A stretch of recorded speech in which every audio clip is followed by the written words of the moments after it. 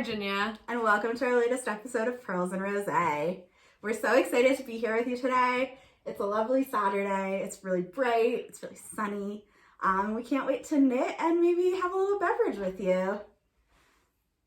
Awesome. I'm so excited to be back. What are we drinking today? Today we have a Lapis Luna Rosé wine. I really like this one because it's a really witchy bottle.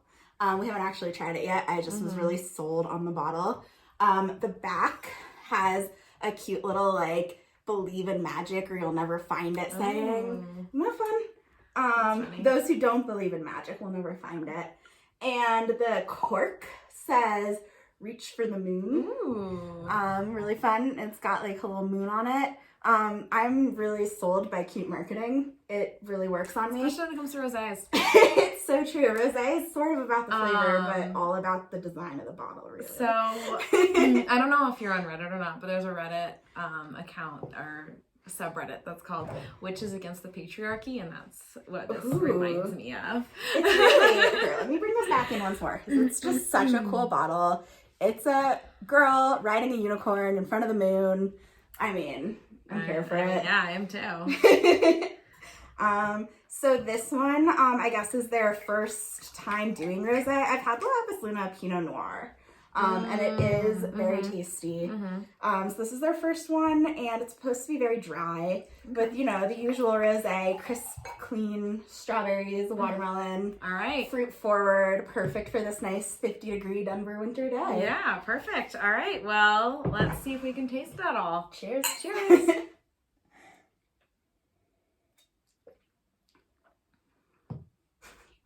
Ooh, wow, the strawberries are actually really strong. Yeah, and the watermelon is pretty strong too. I would say this is a very sweet, fruity red wine. I would agree. It's very fruity. I don't know. I'm going to have this glass and see where I feel at the end of it. My first sip maybe was not. Yeah. If you like really fruit-forward rosé, definitely a good one. Also, really cute packaging. Yeah, I mean, you're in it for the packaging. Always. Oh, man. Well, it's so good to be back. What are you wearing? Ooh, what am I wearing? Okay, so I think I showed this as a finished object in our last podcast, but this is my Arcuate sweater by Charissa Lam, or Arcuate vest. This is my first sweater vest. It definitely grew a ton with blocking, so it's a very loose, oversized vest. The cables. Yeah, which I was sort of aiming for something kind of tighter and cropped, but I knit this with Sari held with fingering weight. And it's really cozy and fuzzy, and I like it, I think, as just kind of a tank maybe. I like it a lot. It looks really nice. Yeah. I would say, and the cables look more defined on the camera than they do in person. They do. Which is interesting. They're super muted in They're person. Really muted. Sorry. But I really like the asymmetrical cables. It's kind of what sold me on it. I like it a lot. We decided today was vest day. So here we are. You want to talk about So yeah, I am wearing the Holiday Slipover by PetiteKnit. I made the armholes even more exaggerated. It's 4 strands held together using size 15 needles. It took me no time at all. It was a really fast, fun knit. I held the brown, this is Bise Bouche fingering, and then the white is like some cream from Cascade, and it's a DK, and then there's a mohair that is that mohair that you also have, Bien Rose or something. Oh, no, I have no idea what you're talking about. Yeah, you do. Pause. I know she's got some in here, I swear. I only have indie mohair, and I feel like that's not. Oh, is that what yours is? Yeah. Well, I'll try and find it. I don't remember. But yeah, that's what that is. I love it. It's so fun. I feel so Scandinavian chic every time I wear it. You do look Scandinavian chic. She showed up today. I feel like you should have walked in your full outfit. I should have just made an appearance. You should have. Next time we do this podcast, we're going to strut onto the camera. There's going to be an entrance. Catwalk style. she showed up in this like long camel coat, open with like black chunky boots, and this just looked so stylish. Gave me real like motivation goals. Honestly though, I feel like you have helped because I have always been like a muted colors, like nothing too crazy, but like now I kind of feel like and you're like pushing me out there. Ooh. And so I feel like I can be like, oh, I can wear muted colors and still make a statement. Yeah, you can. You know? So, sorry, my dog just got caught on the camera cord, so we're just gonna fix that. Oh my gosh. He's wandering around. If he ever comes over, I'll hold him up. He's very Virginia's color palette. That's right. Now. Yes. Cool. All right. So FOs. What have we got? Do you have any FOs? I do. I have two actually. So let's see. Today's Saturday. I think we'll probably release this on Sunday or Monday, but right now, no, today is Sunday. Today is Sunday. We'll release this probably tomorrow at this point. But in honor of today, the Seren sweater by Emma of Bloom Create came out. So I finished this shortly after our last podcast. And it's now available on Ravelry and Etsy and I think maybe one other location for you to buy. It's so awesome. I really love this one. It's such a pretty sweater. I really wanted retro ski sweater vibes, and I think it works. Definitely. This one's DK. I used Brooklyn Tweed and ampersand fibers, which I think ampersand is one of the ones that she did her sample in. And so it's like just a little bit rustic and structured, but still like really soft to the skin. Like I can wear this with a short sleeve or a tank top, and it's great. She has a couple different versions. Like you can either do a longer hem in the back with short rows and bracelet sleeves, or straight hem and long sleeves, whatever combo you want. So I did mine with a straight hem and long sleeves. I would have worn it today, but it's honestly just very warm out. And it's quite a warm sweater. Yeah. But it was really rhythmic and nice to knit. Like the color work was fun and not complicated. It fits really well, and then it was just lots of stockinette, and I think I knit this in a month. Like I think it was it was quick, really quick, really fast. So I love this. I'm really happy. The only thing I'm gonna do that I tend to do with all my sweaters these days is, and then I'm gonna put some elastic in the neckline, just because again it's got more of a boat neck, and I think one of the things I'm learning about me and knitting is I don't like a boat neck very much for anything that I want to put a shirt under. Like t-shirts and stuff, it's great, but like I definitely prefer when it's a little bit closer to a crew neck. But weaving elastic into the neck solves that every time. So easy way to fix that. How about you? What's some of yours? All right, I've got one FO. One FO. And it's a hat. I knit this. It's the Oslo Hat mohair edition. So it does have some mohair in it. I don't know. I think you need to get even closer. You can't really see it. There you go. It is. Look at that halo. It's the Mad Tosh Shibui collab for the yarn and the mohair in like Lagoon, I want to say Blue Lagoon. That's the color. That's exactly what I would call that color. Yeah, it's gorgeous. It's a gift. I love it. I wish I could keep it. I do have enough. I can knit myself one, but I don't know, I kind of feel bad giving someone something and then making myself the exact same thing. Also, that's what you can talk about with upcoming patterns as well. Like what else you're thinking about doing with that yarn. That's true. You're right. Okay. So, but I think it's also a compliment to like say, I just knit you this and it's so good. I'm gonna knit myself one. I did do a provisional cast on, which is my preferred way to do this, and I didn't turn it. And should we talk about this? We had a long discussion about this, about the turning. So here's what I decided. And I was like, why do you need to turn it if you're doing the provisional cast on? Doesn't matter. So here's what I decided.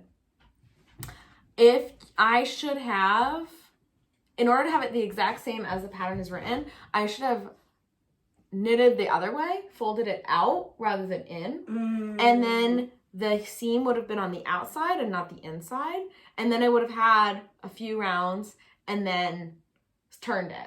and then it would have been the exact same because the inside would have been fine. I was thinking about that too. Like if you had, even if you just done it either way, Yeah. if you had just waited half an inch and then turned it and then done it the same, it also would have worked. Right, but it wouldn't have mattered because I couldn't have folded it up anymore because of the seam. Got it. So, yeah. So I've knit the Oslo, God, like 3 times now as well. I always do the folding and sewing because I like having the space between where the brim ends and the fold to get that really like crisp line at the bottom. But if you did it the other way, Then it would be matter. the same. That's really good to know. So I was also thinking about this pattern a lot because obviously there's lots of talk about how PetiteKnit is not the most size inclusive and, you know, I'm actively working on putting more effort into like what patterns and knitting.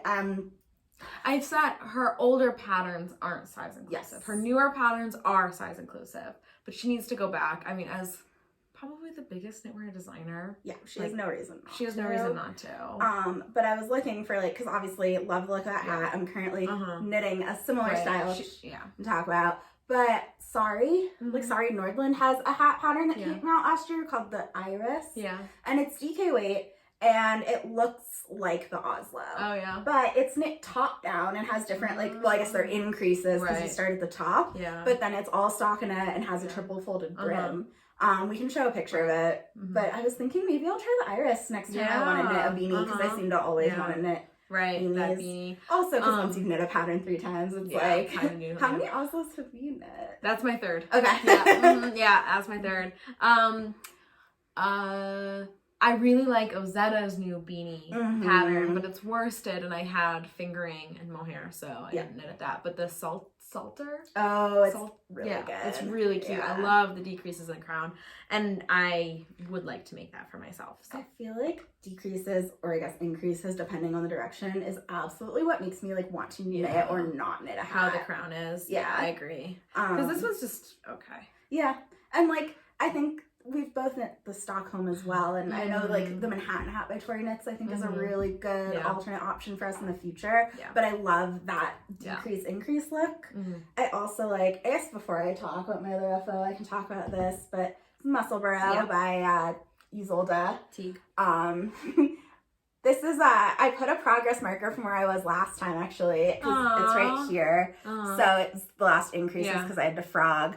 So I've made some progress in the last month.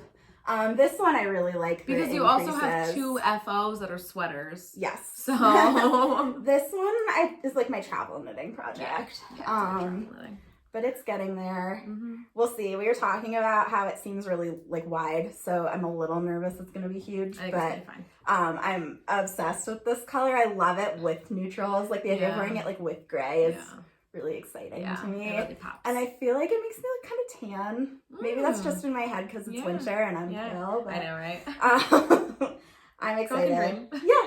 So I made it. I put a marker. This is my halfway point right here. Yeah. So I really honestly kind of just hit halfway for how much longer this still has to get. But if you don't know this pattern, the construction of it is super cool. It's like a really long tube that's closed on both ends. And then you fold it in half, and that makes the beanie, and then you can, like, add a brim, not add a brim. I really like the look of the large brims these days, probably because it's trendy and I'm so susceptible to what's in style, but also they cover your ears and keep you warmer. So I have the rest of this. I'm a little worried about running out. Oh, you're fine. I have this left over as well from my other What's project. the measurement of this so far, do you know? We could find out. Do the tape measure? I do right here. Perfect. Alright, so right now I'm trying to get it to 24 inches. And it's currently 15 and a half. Alright, I think you're gonna be fine. Yeah. Yeah. So, and if not, again, I still have like this little bit of extra from my other FO, so if I need to. And because it's inside out, I can always just use a different color. Yeah, exactly. It'll all work. Yeah. Cool. So, do a little gray, like, top, and then it could be a contrast. So I was actually thinking if I run out, I'll use the extra white speckled one. Yeah, there you go. Because I think same thing, that would be like a fun... Yeah. Why don't you talk about that? Yeah, okay. So last time in our last podcast, if you're new, I guess I didn't say this at the beginning. Welcome. You can find me as My Yarn Journey on Instagram and Ravelry. And I'm VCS Knits on both Instagram and Ravelry. So, if it's your first time joining, welcome. If you were with us for the last podcast episode, I asked your opinion about doing a very quick cast on for our upcoming holiday company party that is in 2 weeks, a little less than 2 weeks now. So I did decide to cast it on because I found out shortly after that there is a prize for best dressed, and everyone in my company is actually getting very into it. So there's a lot of pressure, but it seemed like a really fun excuse to knit something that had been in my queue for a while. Yeah, for sure. I was really between two different main colors. One was this orange that I knew I had enough of from the Musselburgh, and then one was like a hot pink from the Wandering Flock. And I asked your opinions. The opinions were really split 50-50, but it turns out I only had half a skein of the pink left, and it used, as you can see, almost an entire skein, so I went with the orange. So, good call. Here is my Rumble Raglan. I have not blocked this yet. It came off the needles yesterday. But this is my Rumble Raglan. That's so fun. So, it's 2x2 all over color work with significant negative ease, which is a really different style than I've ever knit. But it's really cool. I'm super excited. We'll see when I block it what happens. It's got kind of a high neck, which I wasn't really expecting. But yeah, so I knit this whole thing. I started it a week after we filmed our last podcast. So I think I knit this entire thing in like 2.5 weeks. Yeah, you did it so fast. It was on US 5 needles, which I think is 3.75 millimeters. And it's all over 2x2. Yeah. So it's pretty simple, but it was still fingering weight yarn. And honestly, I don't think I've ever knit something this fast before. Yeah. So, love it. We'll see. Yeah. If you decide to knit this pattern, fair warning, it is 34 pages, which I didn't realize.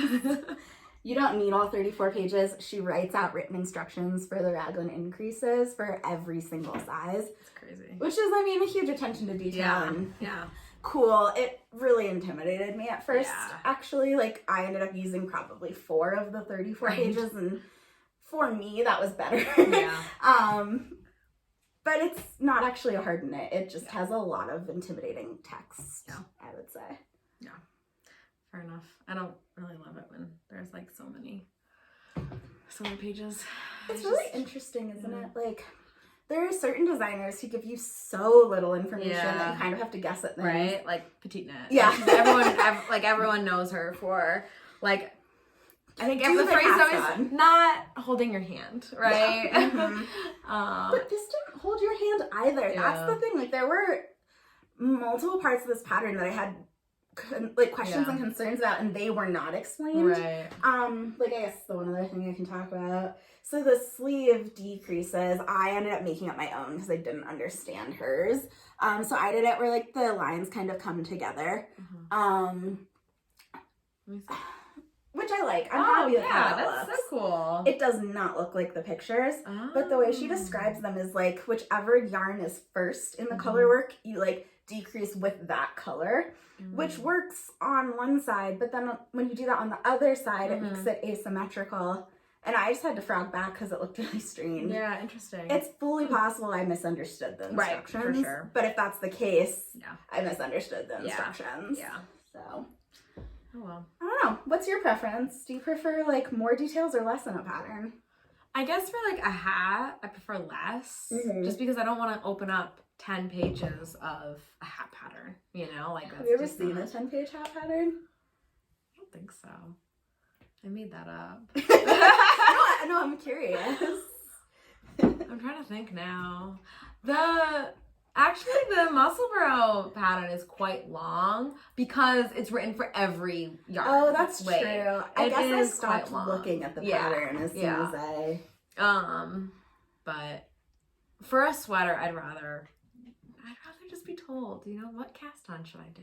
Yeah. What like cast off should I do? How many stitches should I have at each point before I move on? You know, Sari, I haven't ever knit one of her hat patterns. Sari writes really detailed, like step by step instruction patterns for her sweaters. But for changing something, the game, though, I'm not surprised. yeah, like for the Billy, I needed that. Yeah. Like I needed my handheld all the way through. So, what are you all right. working So, I'm not gonna spend too much time on this, but I'm working on my birch slowly but surely. See episode 1 for more information. It's a year-long project. It'll be fun at the end of it to be able to like go through the podcast and see your like where your head was depressing. at. No, but you could be like, oh, this month I was really excited by it. Yeah, this month I am not excited about it. But that's because I'm more excited about some other stuff. So, I was just at the sleeve split last time we talked on my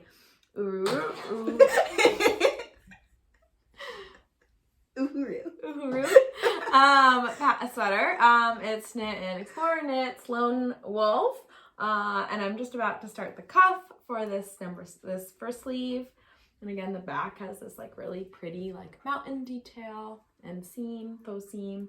I love it. I'm so excited about it. I don't think I've seen it since I brought it over that time. Yeah. It's so pretty. Yeah, I'm a big fan. Really enjoy it. Can't wait to wear it. Hopefully I'll be wearing it as my next FO. Oh, here, my dog is here. If you want to meet him, let's see. Hey, buddy.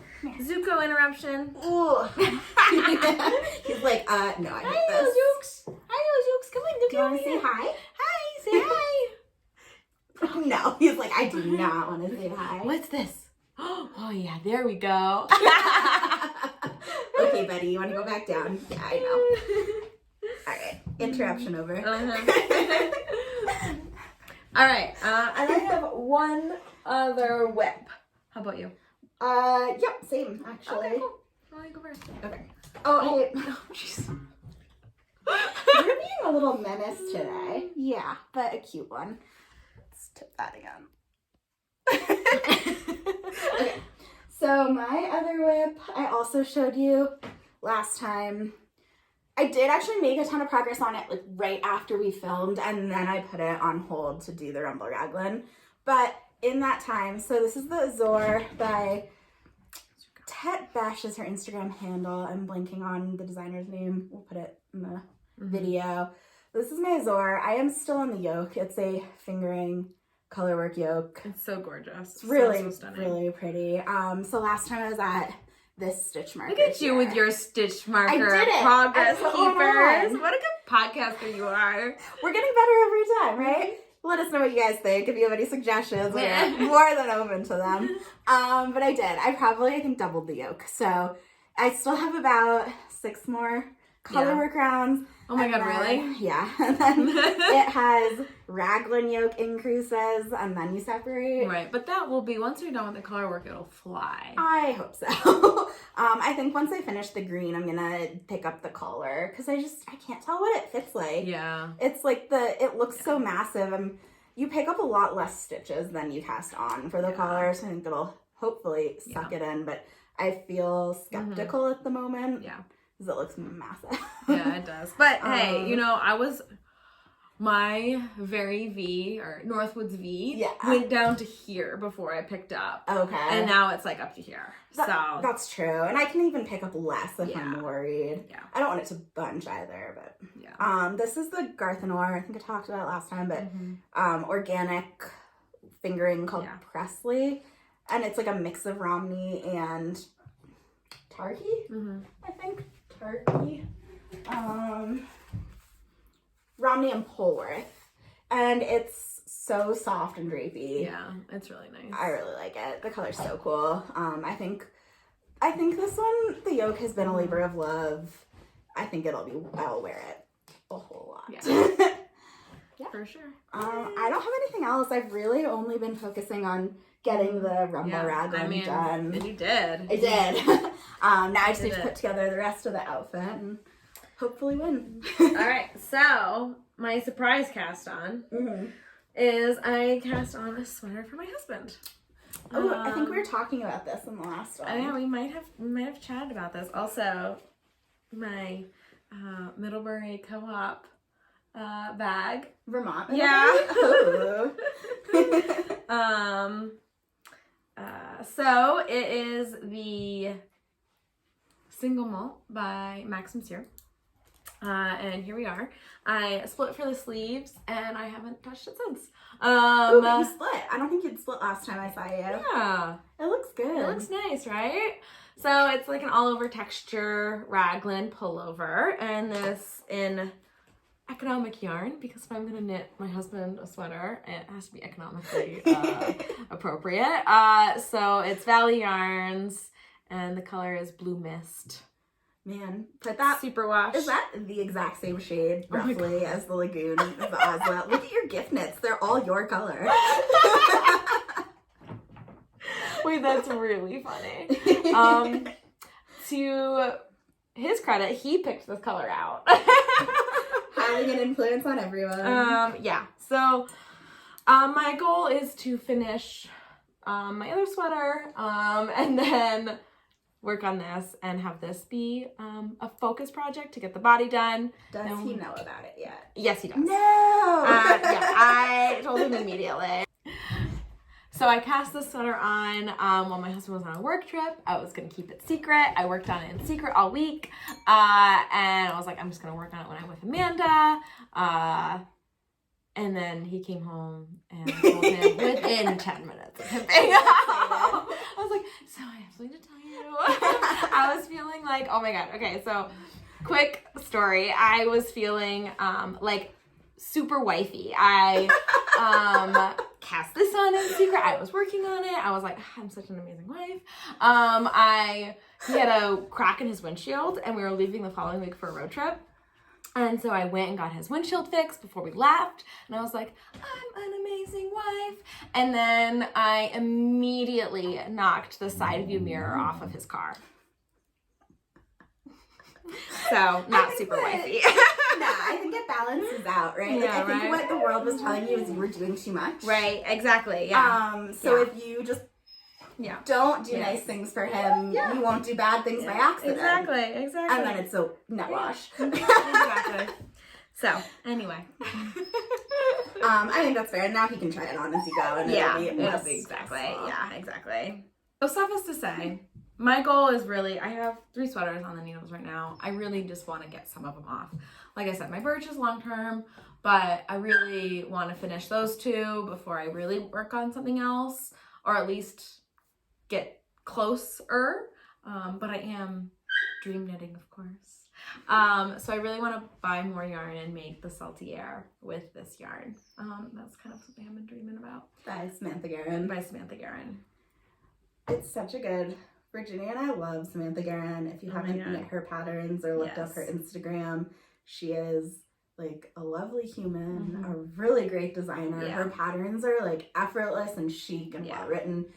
We both knit the Petal Party, which we've talked about like multiple times. Yes. The Salty Archie's really cute. Yeah. One day I want to knit the Fall Frolic as well. It's like her kind of colorwork yoke, but like really structural lines colorwork, which clearly I'm a fan of. Yeah.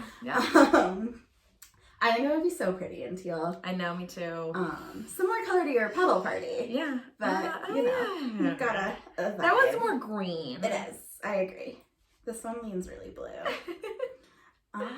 What are you dreaming in? Okay, so I had not purchased yarn yet in 2023 because I have so much I need to work through. But so I have this really fun kind of minty sage green Sari from Bumblebee Acres Farm that I got at Rhinebeck 2021. And I have a sweater quantity. It's really fun. It's like a green with little bits of like brown, gray, blue. In the color Sweetgrass. Yeah, it's so pretty. And I've had a sweater quantity of it and I've never known what to hold it with. And then Jessie Mae's Big Rib sweater came out and this just seemed so perfect for it. And my friend Elise, who owns Sunday Fiber Co., has a color called Minted that's basically like exactly this color, and she just had a shop update. So I got a sweater quantity of Minted in DK to hold with this for a Big Rib. Nice. So that's definitely what I'm dreaming about. It's gonna be like really warm, but it's knit on US 10 needles. It's gonna be a dream. Yeah. And go so fast. It's gonna be good. I'm excited. I feel like testers have knit. It looks really different every time someone's knit it. Yeah. So I think I'm gonna have to work pretty hard to make sure to knit it in a way that I like for my body. Yeah. Which, but that's why we knit. Exactly. Right. I really am excited to finally use this one. Mm-hmm. And does it count if you buy yarn to hold with yarn you already have to make a sweater? If you're gonna no buy. I haven't made any strict I'm not buying. Well, I guess you and I did say we weren't going to buy. What's strict? Virginia, I haven't done a blood oath. No but blood to be has been fair, shed. to be fair, I bought this yarn too. But that was a gift for someone else. So, but it does was it still, count if it's a gift for someone I still else? bought 3 skeins to make 1 hat. Did you really? That's excessive. I know, because I was like, oh, well, maybe I'll make myself something. Honestly, though, I was really thinking I was going to make the regular Oslo, and then another Stockholm for myself, which is why I bought them all. Got it. But then I was like, I switched it up. I think sounds really nice. So, Virginia and I are going to Flock Fiber Festival in Seattle in August with some other knitting friends, which I'm super excited about.